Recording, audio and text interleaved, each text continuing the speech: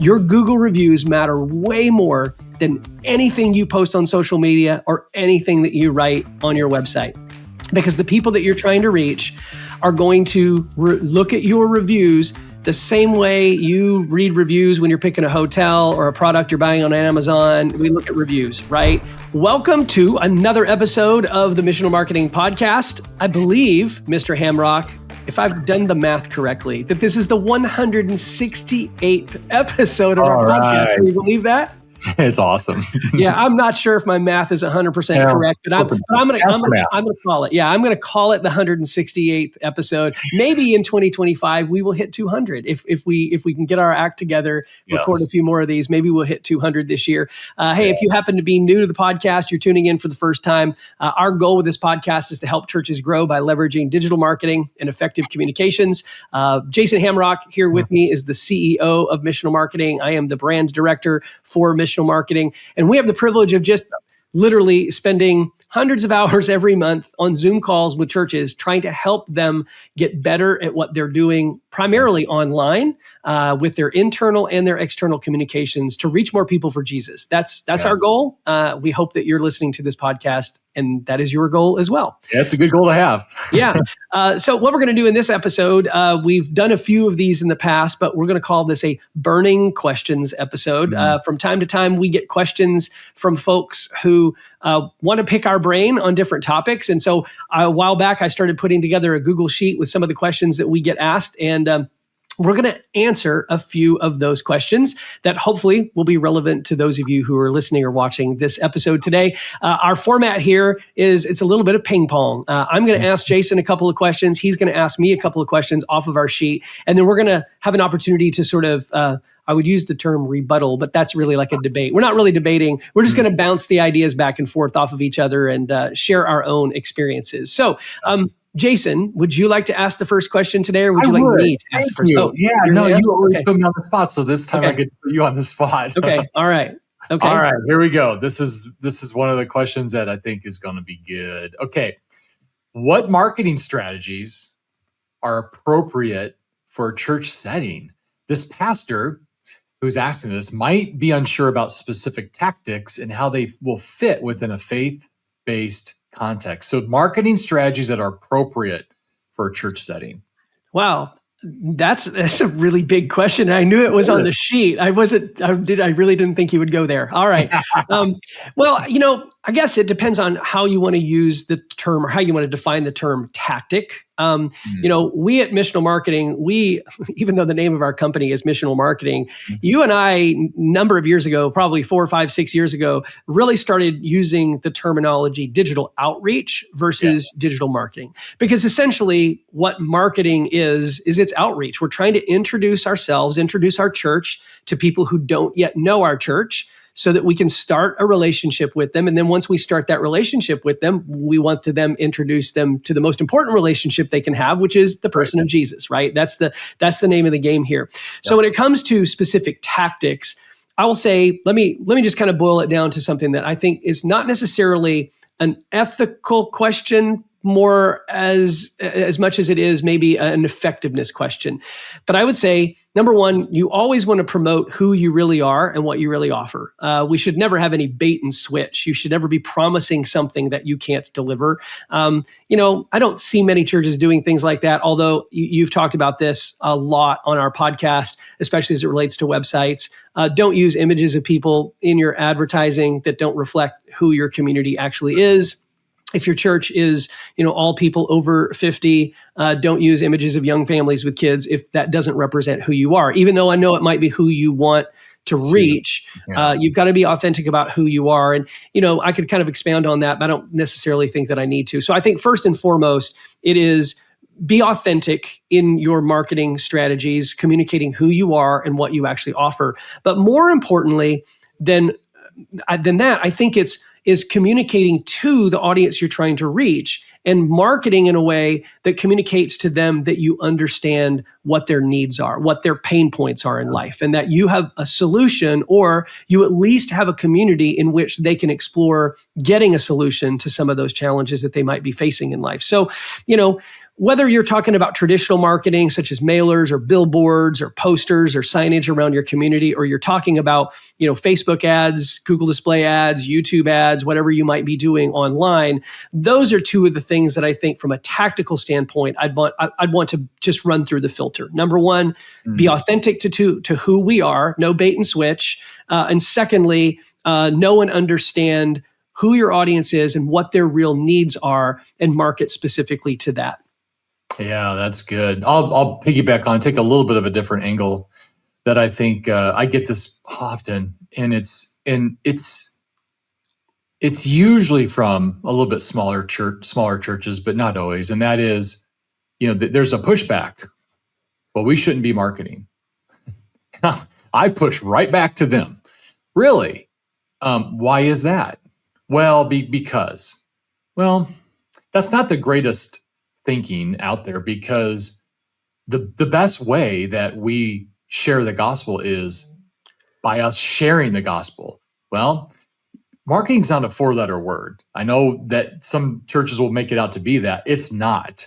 But we will do anything short of sin to share the gospel. And the best way to do that really is in the context of relationships. And sometimes what you need to do is you need to go out and you need to let people know that God loves you. There is a plan that he has for your life. And you just might be talking to someone who hasn't really thought about that. Well, is that marketing, or would you even call that sales? Another word that's kind of like a little bit like dicey. Well, I'll tell you, some of the best salespeople I know are pastors. They are so gifted at communicating, and they don't have to really convince you because the gospel is true, but they're really good at getting you to get motivated to go, I want to be a disciple, which is I want to be a follower of Jesus. I mean, that's just the reality of it. And so when I think about the context of marketing, I don't go there at all. I push back to say we will do anything we can in the power of what we have, short of sin, to share and engage people, to let them know that there's a God who loves them and there's an answer to their problems. And any church that says, now we're not interested in that, I'm going, I think you need to look yourself in the mirror and go, yeah, what would it take? And I'll just tell you, what are people that are unchurched and de-churched? You mentioned it. What do those people do? They spend all kinds of times on this. That they've got this in their hands. I'm holding it on my iPhone, right? And this is technology that you can get in front of people and let them know your message. And so for me, marketing is about being strategic about sharing the gospel in a way that's going to invite people, let them know that meet them where they are, let them know that they're loved and they're invited. And now you want to break that, you said kind of break down into different strategies. Yeah, we can talk about traditional versus digital. But let's just come to the realization that marketing itself is incredible. We go and we share, we go and we invite, and that's what we're called to do. And that's what our leader challenged us with. Yeah, I mean, we need opportunity to communicate the gospel to people. Faith comes by hearing. So people need to hear the gospel. And if we don't have if we don't have an audience to whom to share the gospel, then who are we going to reach for Jesus? Nobody. So I mean, in the marketplace outside of the church, we've used this terminology a lot as well, is that people will buy from you when they know you, like you, and trust you. Yeah. And marketing, when you really look at the way great marketing companies market, is that they're trying to move you on a journey of knowledge and just basic information to liking them, to ultimately trusting them. And that's where we want to go with the relationships with people that God has called us to reach in our community. We want them, number one, to know that we exist. Then we want them to like us enough to build trust with us so that we can then communicate who we are and who our Savior is, and give them a reason to ask about the hope that we have. If we don't have a relationship with them, they're probably not ever going to ask. So thank you for your insights on that. My turn to ask you a question. All right. This is one that I know will be near and dear to your heart because you live in this space every day. Jason, what strategies can help our church's website convert website visitors into first-time attendees? Ooh. Oh, man, I could talk for hours on this one. So I'll go quick. Well, do an exercise. listeners, take a look at your church website. Is it a brochure about the church, or does it actually engage you? Okay. So here's kind of a reality that we just know this to be true. And that is when someone's thinking about going to church, and by the way, that is up and to the right, the curiosity about spiritual things. Bible sales are up, and there's a lot of people who are going, I'm kind of done with the way that we've been going. I'm curious. I want to know. So they're Googling churches near me. They're looking for churches. Guess what they're doing? They're going to your website and they're investigating you and they're checking you out. They don't know you, probably don't trust you because they don't know you. And so there's a season of time where they're going to, if they like you, they're going to watch and engage for a while before they have that trust and confidence to show up in person. We all know this to be true. That little range can be anywhere from a few weeks to a few months to a year. And I'll tell you, here's a great exercise to do when you have new people show up. You might ask them, what brought you here today? And there's maybe a drop down like a friend, or they got something in the mail, or they drove by. That's great. Learn that. Ask another question. How long have you been engaged with our church? You're going to be shocked. Okay. So the answer to that could be on average 6 months. So it begs the question, what are you doing on your website to move people toward action to attend? Because that's the goal. You're not trying to, it'd be great, but you're not trying to save them with a website experience, right? You can't baptize them with a website experience. You can't get them into a group with a website experience. The goal kind of is to paint the picture of all that, but to move them towards attending, sitting in a seat.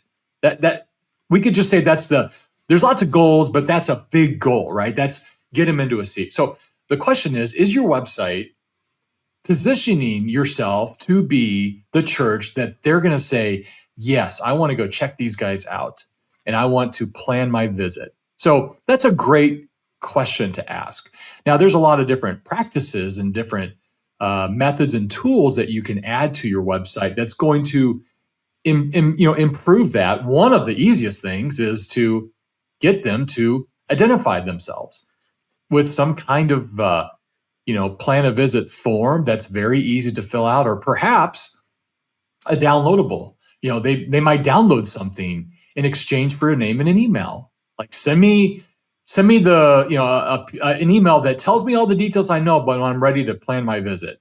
What's your name and email? You just captured a lead. Somebody's interested and you now know who they are. They know you. And so that's a great one. Or maybe there's a download for, how to know that Jesus loves you in 3 minutes. It's a PDF that you wrote from your pastor or something like that. And it's called gated content. You ask for their name and email. So there's different tactics that you can use. But my question, we always just kind of assume if I just give you the information, I'm going to hope you show up. And that happens. Definitely that happens. We want to be clear and we want to be very forthcoming on what to expect when you attend our church and stuff like that on a weekend. But I think there's some other great subtle, I don't want to say hidden, but subtle tactics you can use to try and gain some leads so that you can connect with people and nurture that relationship. Because if we can close that gap from 7 or 8 months down to a handful of weeks, it's going to be better for you. Yeah, we've talked about a lot of these strategies in previous episodes, and I'm just going to hit kind of a couple of points here. One is going back to do a real evaluation of your website and asking the question of how much your website suffers from curse of knowledge. This is a real problem in the church, is that we expect people to know and understand what we mean by certain things. We expect people to actually be ready to attend a weekend worship service once they get to our website. Yeah. And the reality is more and more people in our community have less and less familiarity with what church is, why it's important, what the benefit would be of showing up on a Sunday versus just sitting at home and watching a sermon online or a live stream. And so I think it's really important, number one, going back to the point that I was talking about in the marketing strategies earlier, is Know your audience.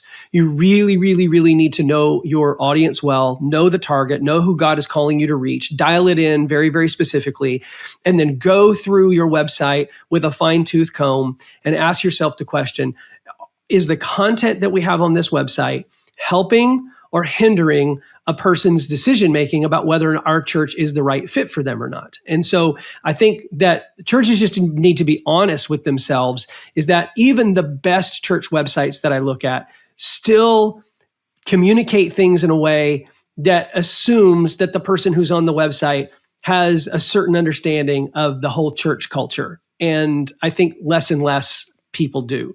To piggyback on what you were saying there just a moment ago, Jason, about making that connection online. If we think about our marketing strategies as being a way of starting new relationships, you can actually start a new relationship with someone from your website. As long as they remain anonymous, you can't. And so here's an example. I was on a call with a church the other day here in the Dallas-Fort Worth area that they've been doing marketing with us for about a year. We're generating a lot of new visitor traffic to their website as a result of the marketing efforts that they're putting in. But we determined that they have a plan of visit page, which I know that there are some church marketing experts out there that say the plan of visit page is dead, but I am convinced that it's still alive and well and very necessary. Yep.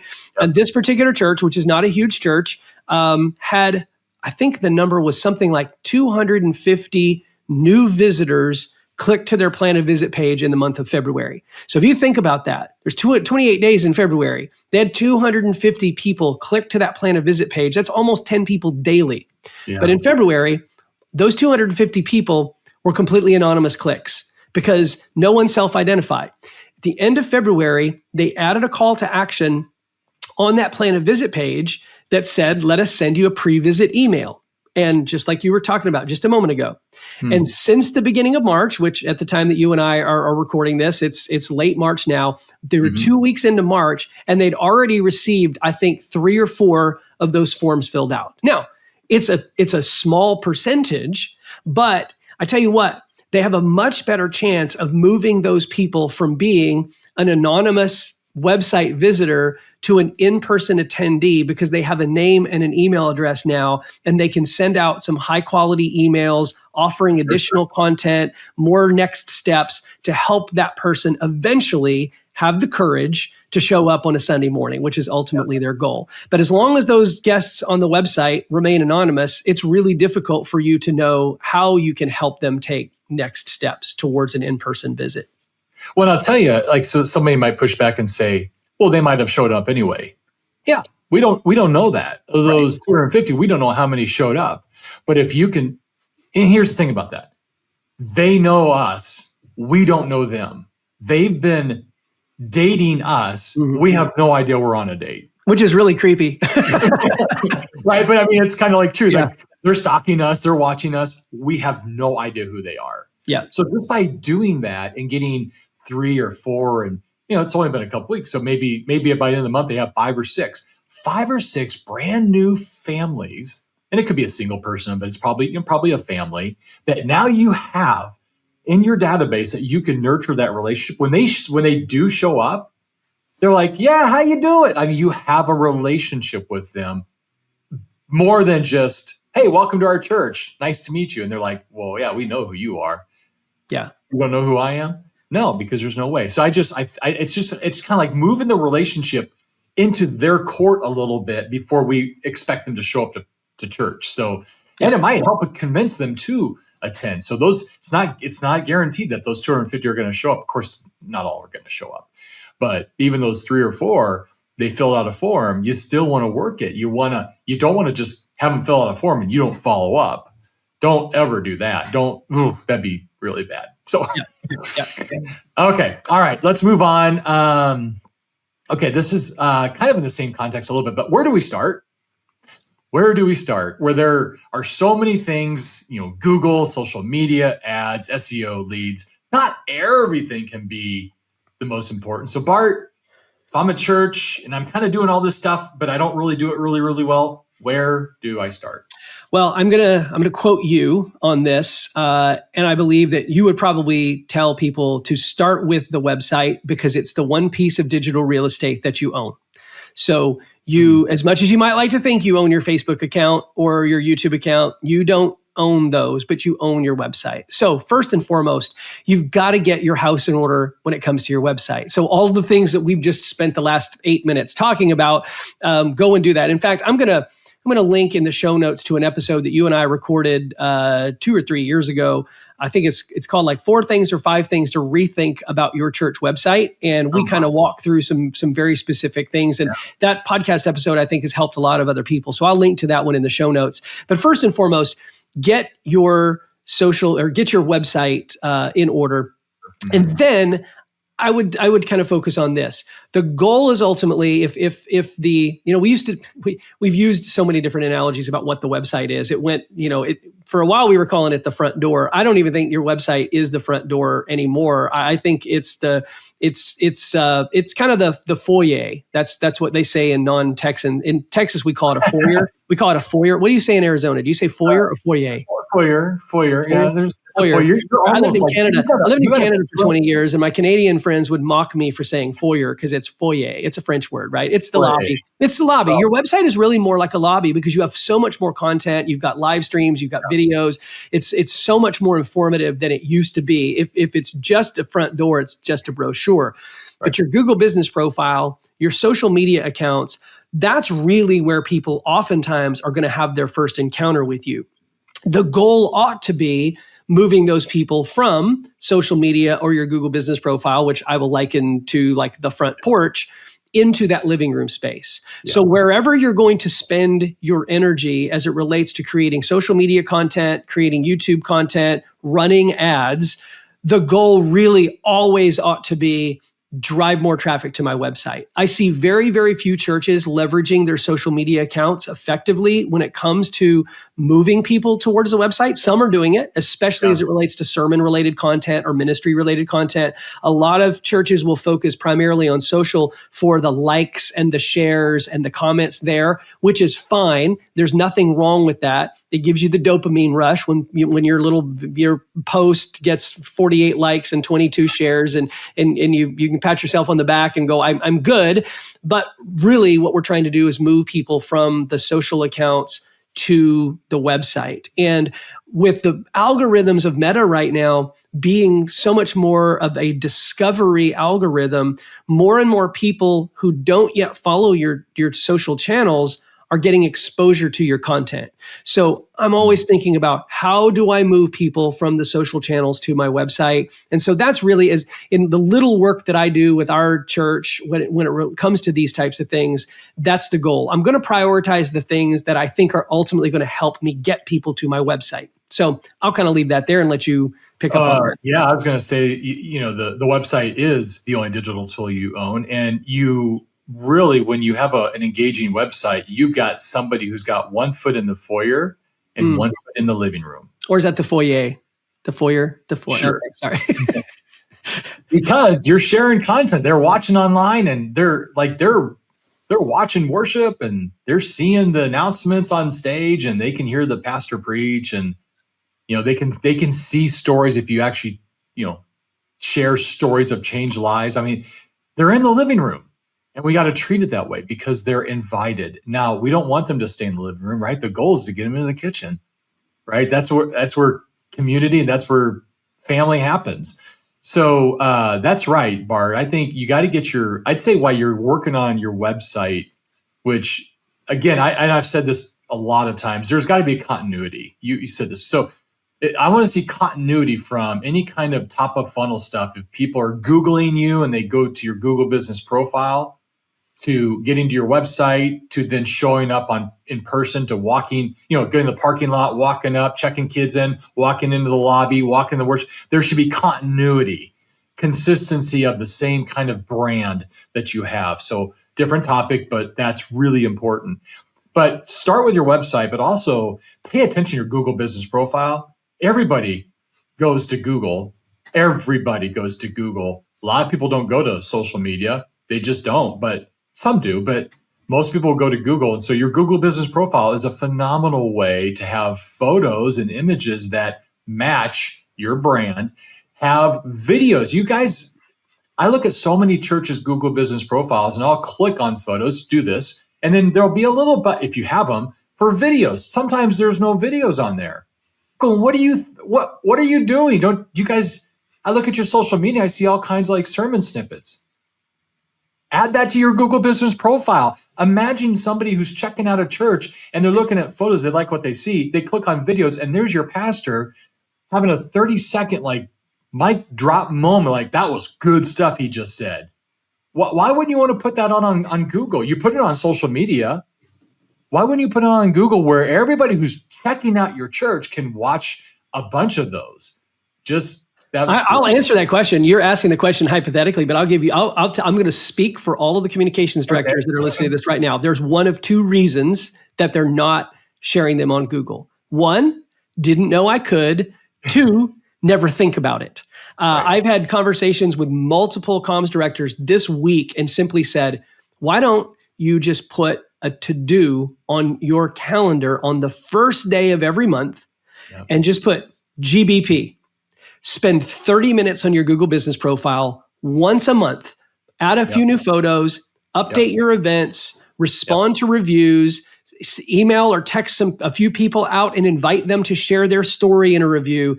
Give it 30 minutes a month. If you give it 30 minutes a month, I guarantee you Google will reward you with more local SEO juice. You will show up in more searches, more people get. I love reviews. We're not talking about reviews, but I'll use reviews here. Proverbs 27:2. Oh, I hope that's right. Proverbs 27:2 says, let the lips of someone else praise you and not from your own mouth. Your Google reviews matter way more than anything you post on social media or anything that you write on your website. Because the people that you're trying to reach are going to look at your reviews the same way you read reviews when you're picking a hotel or a product you're buying on Amazon. We look at reviews, right? You see a bunch of like, don't eat that food or don't go there. Tacos were horrible. Everything was cold. We had dirty utensils. Are you going to take your spouse to that restaurant? No. I mean, no, you wouldn't. You'd go find the next one that says, oh, amazing experience. Best staff, food was phenomenal. I want to experience that.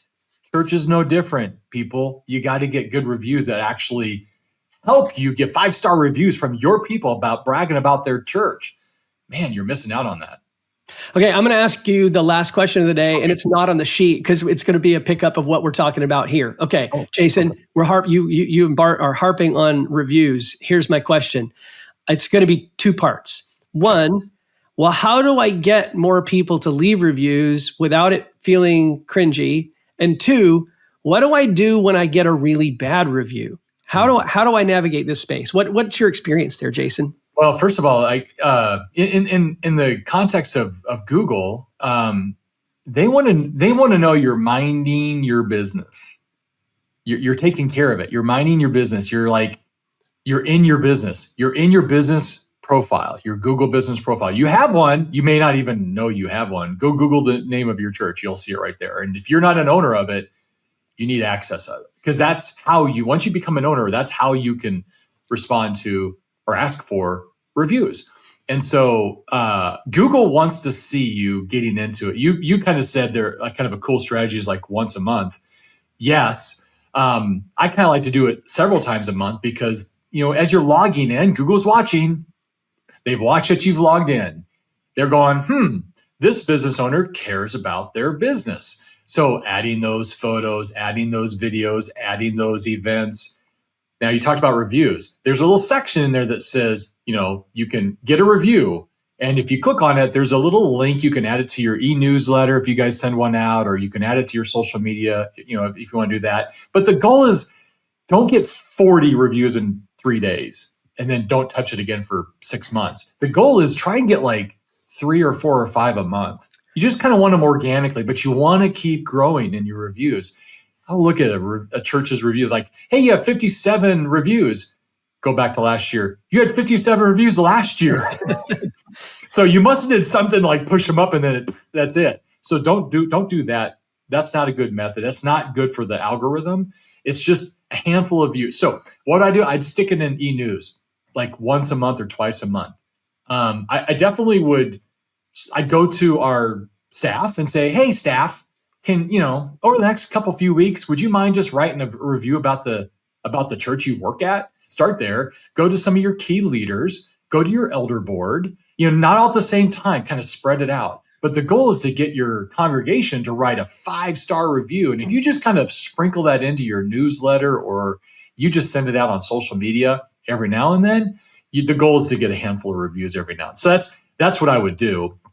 Now, you asked a question, and this is so important. So important. Every single review you get, you respond. Good, bad, or ugly, you respond. Ideally, you respond in a really timely manner, especially if you get a bad review. Don't wait a month. Do it like you see that, you do it the next day, that day or the next day, and you're responding.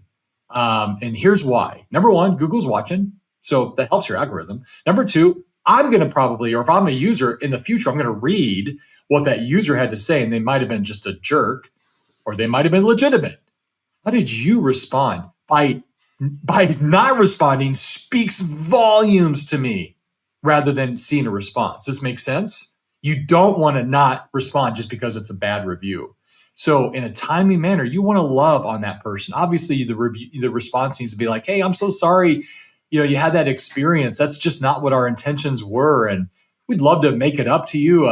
If there's a way that we could sit down and talk about it, please, we'll come to you, or however we can serve you. We care about people. That's what our church is about. And we just want to show the love of Jesus to everybody, but we're not perfect. Maybe that kind of response, you just diffuse anything that anybody would have said negative towards you, rather than no response. That's not good, right? So I always want to respond, especially when it's a negative review, with love, caring, kindness, grace, apology. If we're supposed to apologize, I mean, you got to discern what that response should be, but always respond. Even the good reviews. And here's what's cool about good reviews. I loved Sunday. It was amazing. My kids loved it there. Thanks for putting on a great Sunday. I would respond to say, hey, thanks so much for taking the time to write a review. Yeah, we love kids. Our kids ministry is exploding around here. Kids have so much fun. Check it out if you want to, if you're reading this review, here's a link to our kids page.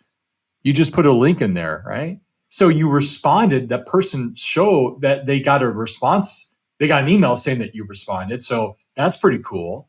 I could see it that you responded, and you just gave me a link to get to your website. How cool is that? So that's just some easy stuff right there, Bart. I'm going to address the negative review first, and then add a couple more ideas to the strategy about asking people for reviews.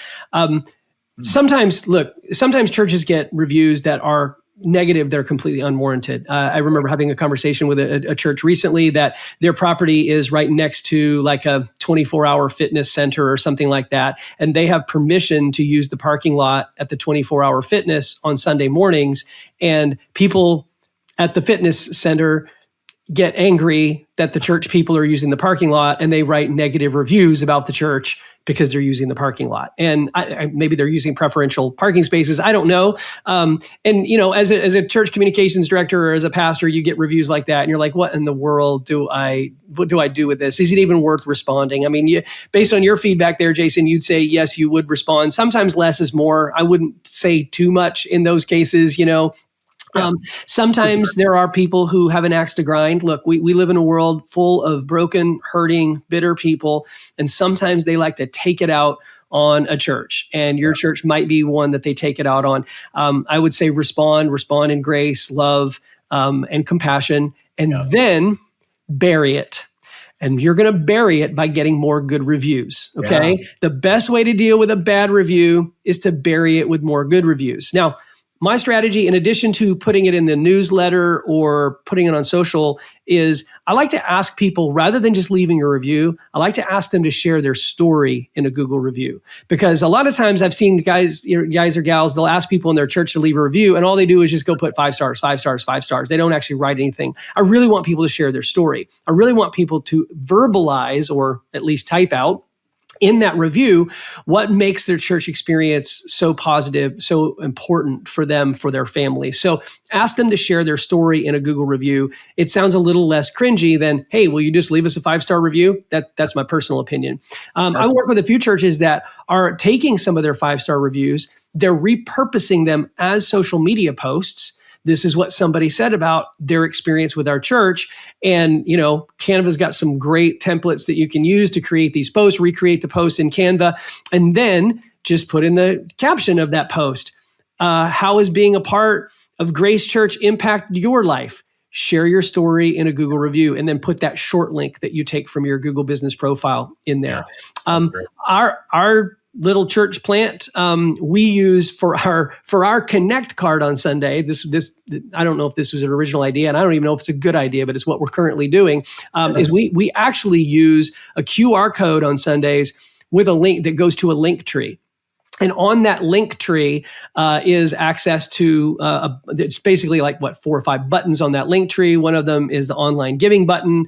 One of them is our current event schedule, so people know what's going on. One of them is a link to the YouTube channel. One of them is a link to share their story in a Google review. So anybody, any Sunday who scans that QR code, if they're going to go online to, to give or to do whatever they're going to do, they will see that call to action, leave your story in a Google review. And I just keep that in front of them all the time. I've heard of other churches that will actually print out QR codes that go directly to their Google business profile review form, and they'll put them at their welcome center, their information center, and just put it by a little sign that says, "How was your experience today? Would you tell us in a Google review?" No different than the mechanic shop or the doctor's office or anybody else actually most doctors aren't asking for Google reviews. The mechanic shop that you go to might be, or a restaurant that you go to might ask you for a review. You can do the same thing. Be creative with it. I think there are ways of getting around making it cringy and ways that are helpful. Last thought on this: I had 2 pastors independently of each other last summer told me that someone came up to them and told them that the reason they tried their church was because of what people had written in the Google reviews. And I thought that was super powerful. Again, it's not what you say about yourself. It's what other people testify about you that's going to carry the most weight. So utilize those reviews to do that. Any final thoughts there, Jason? One thing on that, because I get asked how do we capture people's stories? How do you do that? Well, you have first of all you have to ask. But a great tactic is if you guys do baptisms, once they get baptized, as soon as they come out of the water, kind of a thing, and they're drying off or whatever, try to capture their story. Just, hey, what was it like for you to get baptized? What brought you to the point where you said you want to get baptized? Tell me your story, right? And I always encourage churches to do that. And if you do baptisms, you'll get stories. And then oh, something's there. Like, you just don't understand what my past was like, and I've had 20 years of a hard road. It led me to this point. You're not going to say, well, explain to me those 20. You're not going to do that in that setting. But now you're like, can I follow up with you? I'd love to sit down and hear your story, right? So that's another way to because you could put it on Google for sure. Some people may be a little bit leery about going too deep with their story, but certainly people who just got baptized typically are they're excited about their faith. There's a reason why they just got baptized. So capitalize on that and use that as a way to capture more stories for like you said, for pushing out everywhere. I've jokingly said that I was going to add leaving a Google review in our membership covenant. So when you become a member of our church, you must, you've got to be just a follower of Jesus. You got to be baptized. You got to be in a small group. You got to serve in a ministry, and you got to leave a 5-star Google review. If you haven't left a 5-star Google review, you can't be a member. So I'm only half serious about that, half joking. So anyway, well, for those of you who've made it all the way to the end of this podcast, thank you so much for your loyalty. Thanks for listening. We hope that this has been helpful, useful for you. If you haven't yet subscribed wherever you listen to your favorite podcasts, make sure that you do that so that you don't miss any future episodes. And until the next time, on behalf of Jason Hamrock and myself, Bart Blair, thanks for tuning in.